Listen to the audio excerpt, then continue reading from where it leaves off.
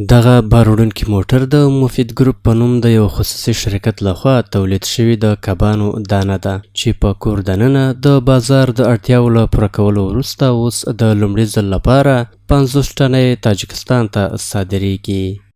ما قبلا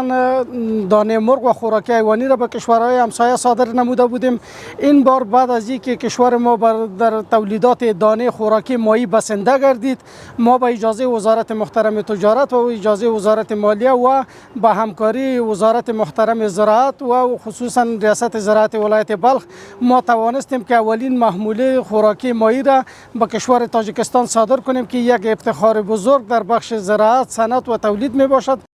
د بلخ سیمه‌ییز چارواکي وایي چې د کورنیو تولیداتو زیاتوالی او بهر ته صادرات یو مهم ګام دی او دوی ډاډ ورکوي چې افغانستان دا مهال د ځان بسیاینې ترڅنګ بهر ته د صادراتو پر لور ګړندي ګامونه پورته کوي.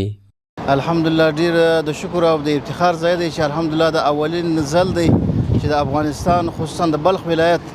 د داخلي تولیداتو موږ تاسې د مایانو خوراکه تاجکستان هیواد ته صادرات لرو او الحمدلله هر ورځ موږ تاسې د دې شاهدان یو چې د هیواد خصوصا د بلخ ولایت داخلي تولیدات که هغه مواد غذایي دي او که نوشابه دي یا شوینده مواد دي موږ تاسې هر ورځ د دې شاهدان یو چې د بلخ ولایت څخه نور هیوادونو ته دا صادریږي. دغه نن چې تاسې ګورئ چې دغه مایانو خوراکه چې صادریږي خارج ته دا با کیفیته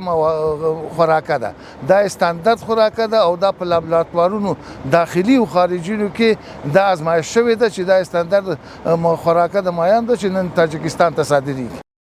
باید وویل شي چې افغانستان د دې اقدام له لارې یو ځل بیا خپلې تولیدي وړتیاوې په سیمهییزه کچه وښودې چې د سوداګریزو توکو د صادراتو د پراخېدو هیلې هم ورسره د زیاتېدو په حال کې دي.